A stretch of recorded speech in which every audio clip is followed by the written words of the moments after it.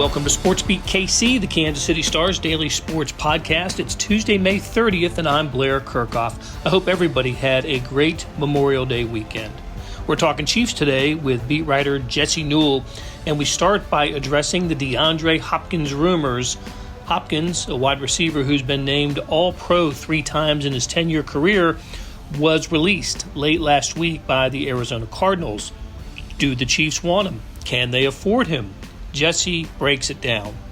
We also discuss a topic that Jesse brought up in last week's media availability with Andy Reid, and that's why the Chiefs don't plan to have a fullback on the roster this season. After a break, you'll hear from new Chiefs left tackle Donovan Smith. He met with reporters last week for the first time in Kansas City. Okay, let's get started. Well, Jesse, we're kind of on DeAndre Hopkins watch now, aren't we? We're recording this on Tuesday morning, and I'm always refreshing Twitter and and other searches to see what might be happening with Hopkins. What do you think will happen with, and are the Chiefs going to be involved here? Yeah, this is always famous last words, right, Blair? This thing's going to get posted Wednesday, and we'll all know exactly what happened. And you can talk about how much of an idiot Jesse was for saying all these things. I think he's going to sign somewhere else, to be completely honest with you, Blair. You know, the Chiefs obviously did have interest in him earlier this offseason, and we've heard the reports about that out there. It's just, at this point, you know, things sort of fall in line in an order for a reason, which is at this point in the offseason, you sort of address what you thought you needed to address. So if the Chiefs were able to come to some sort of terms or trade for DeAndre Hopkins before the draft, say, then they wouldn't have to take Rashee Rice in the second round and trade up to go get him and get the guy they really liked, and also one that Patrick Mahomes has talked up and a guy that he really liked working out with. So you add that to the money that would be involved. You add that to the cap situation the Chiefs have. You add that to the fact that year after year, they've been pretty consistent when it comes to a cash perspective, when it comes to the budget, and not just blowing through that or not having the ability to blow through that. And this would require quite a few of those puzzle pieces moving. I just don't think it's going to happen for the Chiefs. And I think, really, frankly, for the Chiefs, that's okay. If you think that Sky Moore can take the next step, if you think Kadarius Toney has more in him, and if you think Rashee Rice is going to be a good receiver for them. But, I mean, I get it. You know, like, you hear that name and you think about all that he's accomplished, and you think about putting that in the Chiefs offense and what Andy Reid, Patrick Mahomes could do with that. I mean, I can understand why Chiefs fans would be excited, but the Chiefs did just fine last year with a bunch of receivers that maybe you didn't expect to have the years that they did. And now that also would come at an opportunity cost, which means, hey, Sky Moore, Rashee Rice, you might stunt their growth a little bit just because you would bring in a veteran to try to win right away. So I think he'll sign elsewhere. I think the Chiefs did their due diligence and kind of went earlier in the offseason to kind of find him. But to get him now would take a leap of faith that has just not happened very often with the Chiefs and how they've operated, especially over the course of the last 2 off seasons. And so if it does, I won't be shocked, I guess, but I would be a little bit surprised just based off of how they normally go about doing things and how this offseason has played out already. I hadn't thought about the idea of not stunting, but slowing the progress of others by, you know, accommodating Hopkins. And, you know, if he signs, he's automatically your number one receiver, which means he'll get number one receiver targets, right? Which, you know, could be over 100, and that's 100 targets that others wouldn't be getting. So one thing I think about with him is when you think about the Mahomes era with Tyreek Hill and then Juju Smith-Schuster, there has been an alpha wide receiver, right? Somebody who has been either an All-Pro, Pro Bowl, a top guy at another team. This team, correct me if I'm wrong, doesn't have that right now. MVS was not that.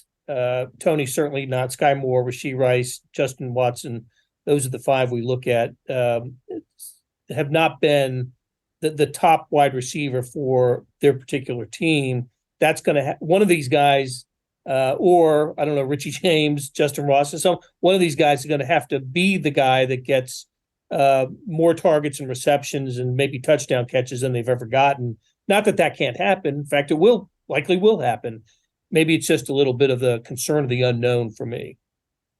Yeah, and this is the same thing you had talked about last year. Like, what are the Chiefs going to do at secondary? Well, this Jalen Watson guy's never done it, and this Joshua Williams guy's never done it, and this Brian Cook guy's never done it. And lo and behold, in the Super Bowl, they all do it because, you don't know what to expect from guys that haven't done it yet. But that's sort of the beauty of the Chiefs, how they've been able to develop players. And also, if you can get younger guys on the growth curve, that's why you see the Chiefs target so many young guys out there in free agency. You feel like there's more left for them to grow.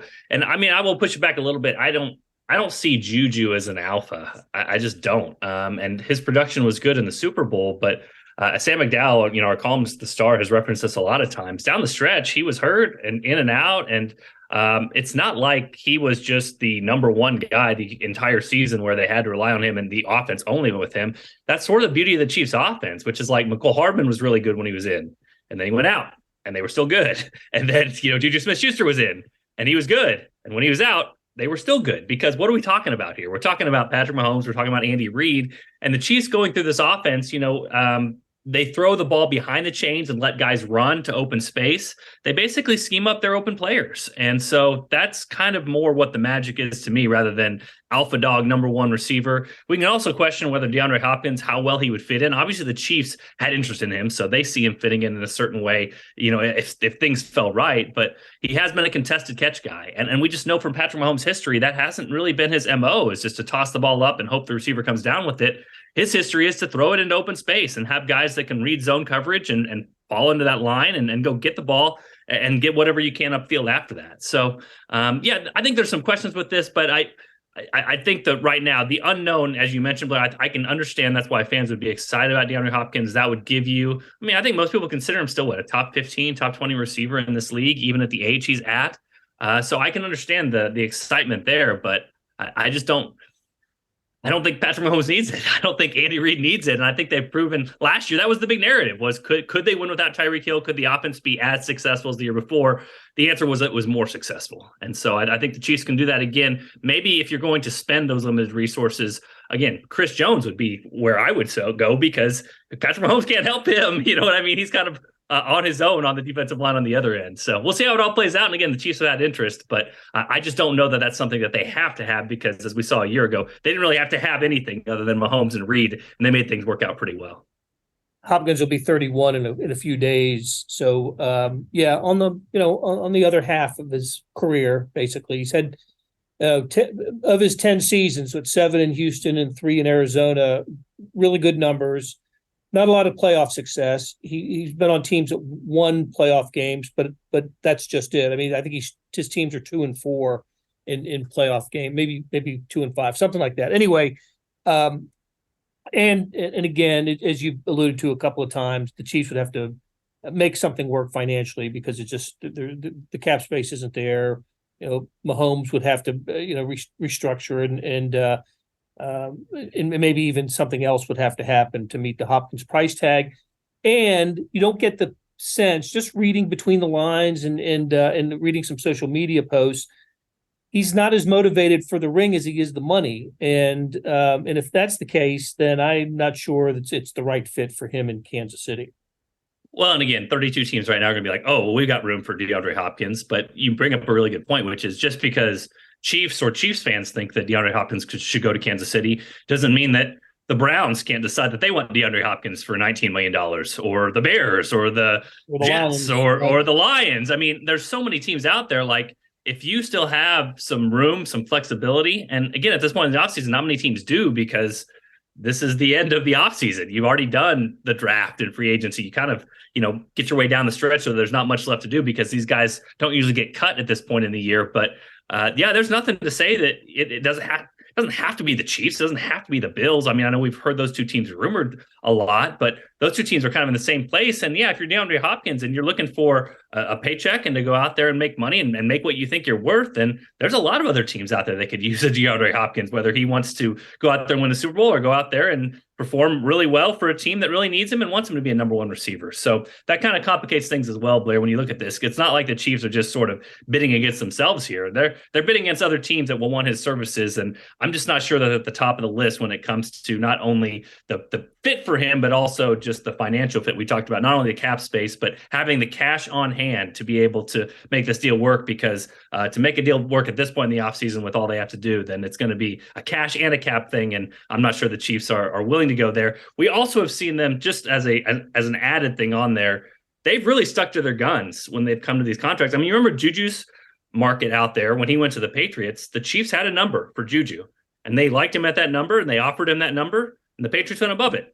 And Juju's now a Patriot. So to think that the Chiefs are just going to blow their whole budget and do all these crazy things to go get DeAndre Hopkins, and they've obviously had interest in him, but they have not gotten him yet. So to think that they're just going to go crazy on a certain signing when that's not really the way they've been operating in the past, again, that would surprise me. It would surprise me if it happened. Wouldn't shock me, but we'll see how it plays out. Like I said, maybe this will go up Wednesday morning, and DeAndre Hopkins will be a Chief, and Jesse will be the biggest idiot in Kansas City. Well, if DeAndre Hopkins becomes a Chief, that does not mean Jesse Newell is the biggest idiot in Kansas City. I assure you that. So I was thinking about it also in terms of number of players per position on the offensive side. And like I said, I think we can agree on 5 for sure, right? Wide receivers in MVS, Tony, Sky Moore, Rashee Rice, Justin Watson. And you got to think, because it's the Chiefs, there'll be another wide receiver on the roster. But that idea is even more possible because there's one position on the offensive side that will not be represented. That is the fullback. And you got to the bottom of that last week, Jesse, with your questions to Andy Reid. You mentioned Juju Smith-Schuster's now a Patriot. Well, Michael Burton is now a Denver Bronco, and there are no plans to replace him at fullback this season. So I know you've only been covering the Chiefs for a bit, and I haven't covered all of Andy Reid's time in Kansas City, but 2023 looms as the first season that the Chiefs will not have a fullback on the roster. Fascinating, I think. I mean, you say look at the production, and the Chiefs can afford to, to have this situation occur, but they have used the fullback, and that fullback has gotten into the end zone. He's been a short yardage player. He's been a trickeration type of player for the Chiefs. So it'll be different not to have a true fullback on the roster. But as you learned through your inquiry last week, that doesn't mean that the fullback position won't be represented by somebody else on the roster. It just won't be somebody we identify as a fullback. Yeah. Andy Reid says it's going to be the tight ends, and potentially Noah Gray is going to be the guy that steps in for that. And he did some of that at Duke, but honestly, I would have probably assumed that Blake Bell would be doing that more, just because of kind of the role he's played for the Chiefs, because he's done the quarterback sneaks. He's kind of more of a fullback type body, and they re-signed him in the offseason. When they did, I raised my eyebrow just a little bit, because I thought, okay, well, the Chiefs obviously liked having their 4 tight ends last year with Kelsey, Gray, Jody Fortson, and then Blake Bell. But Blake Bell was hurt most of the year, and so they kind of had to do the shuffle to get those guys in. So when he re-signed, I thought, yeah, this might be something. And then Andy Reid talked on the Kelsey Brothers podcast, New Heights, a couple weeks ago about how, kind of made an offhand comment about how the fullback is getting phased out of the NFL. And that kind of raised my eyebrow, because again, as you said, Blair, this has been something, a staple. Every year when we do the 53-man roster projections, everybody always wants to throw the fullback off the roster. It just never happens, because it's Andy Reid. He's going to have a fullback. So yeah, this is a change for the Chiefs. This is something different. I do wonder as well how much of this, if they knew coming down the line with the new kickoff rule, if this changes things, because what a fullback does a lot of the time is they are a special teams maestro. You know what I mean? They are a 4-phase guy who can help. And so much of that is kickoffs, because kickoffs happen more than punts do, and more than field goals do, all those sorts of things. And now that any team can fair catch inside their 25 at the 25-yard line, it makes me wonder if there's going to be a de-emphasis on these special teams positions. And if so, if that kind of helped lead them to a position where they didn't think they needed a fullback. But just real quickly on this, I wrote a story before last season on Michael Burton. He was so successful in the short yardage situations, those 3rd and 1s. They got the ball handed to him, got up the middle. They succeeded on basically every single one of them. Last year was different for the Chiefs. They really struggled on 3rd and short. They're actually better on 3rd and long than they were on 3rd and short when you looked across the league. And so in the Super Bowl, they ran that same play that usually Michael Burton ran, only they ran it with Jerick McKinnon running the football. So I think maybe toward the end of the year, the Chiefs sort of learned that this guy they were keeping for a short yardage role, it was not serving them in the way that they wanted it to. And so, yeah, you can get that roster spot back. You potentially can add another player either on offense or defense for that 53-man roster. And we know how tight those positions are when you come into the season to try to keep every available piece on your roster. So this will be a definite change for the Chiefs. We like Andy Reid talked about Noah Gray mostly, but I would be surprised if Blake Bell doesn't take a big part of it too, just because to me, he's more prototypical big dude, blocker, inline, that sort of thing. So we'll see how the Chiefs handle this, but it was a surprise that this thing is gone from Andy Reid, especially since it's been a staple for him for so long. Yeah, look, and Bell was, and you probably covered a game or two of him at Oklahoma when they played KU. He was the belldozer there. So, he was a short yardage guy, quarterback. I don't think it can be underestimated the importance of that position on kickoff coverage, as you mentioned. That to me, when you're watching a Chiefs kickoff and you notice that the ball's not going to reach the end zone, so a potential return here, the guy to always watch was the fullback. He was the sort of the kamikaze player on coverage. Anthony Sherman made a living out of it. If you remember, I think I'm right about this. I have to go back and check, but I think it was Sherman that caused the fumble on the kickoff return against the Texans in the playoff game a few years ago that Thompson recovered and set up a short field touchdown as the Chiefs came back in the first half against the Texans. It's just, it almost like the fullback took a lot of pride in playing that role on kickoff coverage. And as you mentioned, that's not going to be a part of the NFL this year with the fair catch allowed with the ball, not in the end zone. So as that conversation or that exchange between you and Andy Reid was happening last week, I saw myself nodding my head saying, yeah, that makes sense. That makes sense. It's you can get away with not having a fullback. So what position group gets the extra player? Because one has freed up for the offense. And last year, the Chiefs kept on the 53-man roster, if you remove the 3 specialists, the kicker, the holder, the punter, the holder is the punter, but the long snapper and the kicker, you've got 50 players. And last year, the Chiefs kept 26 on offense and 24 on defense. Which position group gets the additional player? Where do you see maybe the potential position battles for that extra player? Yeah, and speaking of Anthony Sherman, I go on 8:10 every week, and he goes in the hour before me. So I showed up in the studio and immediately was accosted like, how dare you ask Andy Reid this? And it was a good conversation. He was talking to me about that, but it was funny because Garrick Dieter's the old Chiefs special teams player receiver, and he's like Garrick's going to give me crap all week now that the fullback's gone from the Chiefs, So, but yeah, it is interesting because you talk about this. Football's a zero-sum game here, so we can talk about, hey, now these special teams players, guys who hung in the league because they were good on special teams, they might be devalued now. I mean, you think about the Anthony Shermans, you think about Michael Burton, you think about Marcus Kemp, those sorts of players that they make roster spots because of their special teams on that, and that might not be as useful anymore with special teams. But it's not like the NFL now is limiting its players. It just means those positions are going to go to somebody else who doesn't have that specialty. So for the Chiefs, they kept 4 tight ends last year, but Blake Bell was on injured reserve, so they can immediately replace him once the 53-man went through. Otherwise, he would have been out for the season. So they had 26 offensive players and 24 defensive players on the 50 you talked about, Blair. So Andy Reid said they would keep an extra tight end, and that would go to an extra tight end. So it seems evident they're going to keep 4 of those guys. Like I said, they kept 4 last year. I would imagine they don't want to be unbalanced. They don't want to have 26-24. They'd rather go 25-25.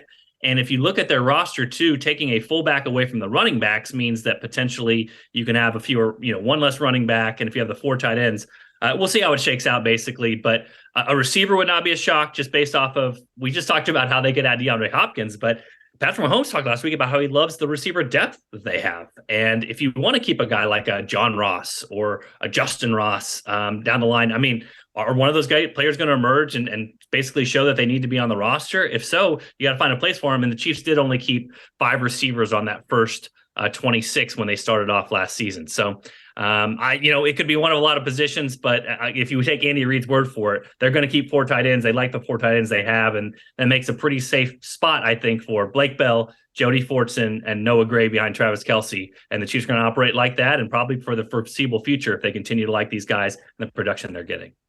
Okay. All right. So let me clean up something that I mentioned earlier. I said I thought it was Anthony Sherman who made the tackle that forced the fumble in the playoff game against Texans. How could I forget? It was Dirty Dan Sorensen who made the hit, and it was safe. Yeah, maybe got his future Ring of Honor moment there. Yeah, that's right. Dirty Dan. That was all part of the sequence in which he snuffed out the fake punt as well. So sorry about that, Dan, and apologies to Anthony as well. But look, Anthony Sherman was a terrific special teams player, absolutely a fearless kickoff coverage guy. So glad we cleared that up. All right, so this is the time in the podcast where we take a break. And when we come back, you're not going to hear from Jesse. We're done with Jesse. Jesse's done with us. He is out. Well, who you are going to hear from, though, is Donovan Smith, the Chiefs' new left tackle. Jesse, you actually wrote about him after his media session last week, and we're going to post that story with the podcast when it appears on kansascity.com. So we bid farewell to Jesse. We take a break, and when we come back, you will hear the media Q&A with new Chiefs left tackle Donovan Smith. Let's hear from new Chiefs left tackle Donovan Smith. Good afternoon. Don't mind me. No. Well, it's hot out there. What's the experience been like? Your first. Can I get your name first? Oh, PJ Green. PJ, nice to meet you. Yes, sir. How was your first few weeks with the team? How's your experience being here? Oh man, it's been great. Obviously, you see why they're a championship team. The way that they prepare, from top to bottom, coaches and players. It's good to see. The locker room is good. You obviously see the camaraderie that they have. Hanging out with each other and whatnot. I'm kind of just still feeling my way around. Figuring some things out and whatnot. But other than that, everything's been smooth. Was the expectation always for you to come here and be that left tackle? I don't know what the expectation was. Honestly, it's my first time going through quote-unquote free agency in my 8 years. So it was a new process. Obviously I just left everything in God's hands. Obviously spoke with, teams and whatnot, but this made the most sense for me in my career, and then just, going to win a championship. So. You played with Tom Brady, and now you get to go with Patrick Mahomes. Any similarities here, maybe that way they operate or anything in the short time you have with Patrick? I'm still trying to figure it out. No, you just see the dedication and hard work that they put in. He's really into it and tuned to how he wants things done, and that's the parallels that they have. So, and then just the championship mentality that they have and carry on and off the field. Those are some similarities that I've seen, but right now, we just figuring it out. So. You were an Ironman in Tampa, playing so many games, and last year, and I know there was a struggle to stay on the field. How frustrating was that final year in Tampa for you? It was a little frustrating. I mean, obviously, I played with a lot more injuries than I probably should have, but it's just something that we do. We go out there, we sacrifice our bodies to go out there for the greater good of the team. Unfortunately, we didn't, finish the way that we wanted, but, it is what it is. But, new beginning, new journey. I'm healthy, I'm fresh, and feeling real good. Yeah, fast forwarding to now, you feel just completely... Absolutely. Yeah. Donovan, you have played against the Chiefs a few times over the last few years. What are your thoughts about this operation, from playing against them? They're always been a good defense, sound defense, in the right spots, playing right off each other. And that's what you look for. Obviously you got great guys over there. We had some new signings as well, with Charles and everything. But, anytime you get Chris Jones, arguably one of the best 3 techs out there, interior linemen, to get it done. So, you tie all those together with the linebackers and defensive backs, everything is good. So, to be able to go against them, but then now we on the same squad is good. Donovan, this is your first time being in the offensive line room. Just what's your first impressions, given that the Chiefs had one of the best O-lines last year? Oh, it's real good. You can see why. Everybody's talking with each other. Making sure we're all on the same page, obviously. And, we just make sure we bring everybody up to speed. And, that's something that you look for in the offensive line room because, 5 minds all on the same page is what matters. So everything else, physicality, footwork and stuff, we take care of that in practice and whatnot with Coach Heck. But in terms of the guys, they're great. No bad news yet. Coach Heck gets a lot of credit around here. He played the position, too. Does it mean a little bit coming from him when he gives you instruction that he played at a high level? Oh, yeah, absolutely. Anytime you get a guy who's, been in our shoes, it's kind of a little bit easier to be able to communicate and understand the certain things. At no point in time is anything going to be perfect. It's just the way that we, play our game and whatnot. But, he understands that and get that. So, as a player, you could appreciate that. And then just the verbiage that we have to be able to communicate, talk like a player, but still be able to, give us the points and everything that we need as a coach. It just makes everything easy. So, being with the same team for so long, I'd imagine you get used to that. Was there some nervousness in coming for your first day and learning a new team and new terms? I don't think I get nervous. It was just more about what I could bring to the table, how I could fit into the team, plug me in, and make this thing go. Obviously, we all are guys full of pride and our hard work and talent and what we do and bring to the field. So obviously that's all I was worried about. I know who I am as a player. I know what I can accomplish. I've been accomplished a lot of things, and that's what we're going to continue to do. Got a great quarterback, receivers, running backs, good offense, good defense. Why not? So, Donovan, Coach Reid's former and current players talk about how much he's a player's coach. What have your talks been like with him? Oh, they've been pretty cool. He's an offensive line guy, so that's always a good thing. Anytime you got a coach, fan favorite O-line, you automatically kind of get a whatever you want to call it, a good pass. So, but no, you can see why he's a player's coach. He communicates with a lot of guys. He coaches you hard, but he understands that nothing's perfect, and we're gonna get the job done. But at the end of the day, we're working. So to be able to have that leadership from him consistently through the years, it just speaks volumes to the man that he is and the coach that he is. Players have talked about how hard his camps are. Have you heard anything, or what are you looking forward to with that? I have heard over the past 3 days about how hard camp is, but you look forward to it. It's what you do. Yeah. I done been through the 2 days. I done been through a lot of the old stuff. So how hard could it be? And then plus on top of it, 100 plus in Tampa, the humidity and all that stuff zap you out. So, I look forward to it. It'll be fun. But at the end of the day, we all going through it together. And that at the end of the year, it's all going to pay off. So, I look forward to it. Last 3, we'll go PJ, Nate, and Matt. Donovan, you're 31, you got some accolades. I'm not 31, bro. 29. 29. Stop embarrassing me. June 23rd, I'll be 30. You're going to skip me a couple years. My birthday 2 days. But you're 29, you got some accolades under your belt. You got the ring in Tampa. Have you adjusted some of the goals you had at the beginning of your career for now? Man, realistically, I'm a selfless person, so pro ball, all of those things, yeah, it matters, but not really. I'm more about the obviously championship thing and be able to get there and get that means a lot more. And then just winning games and having fun, that's what I think means the most, to me.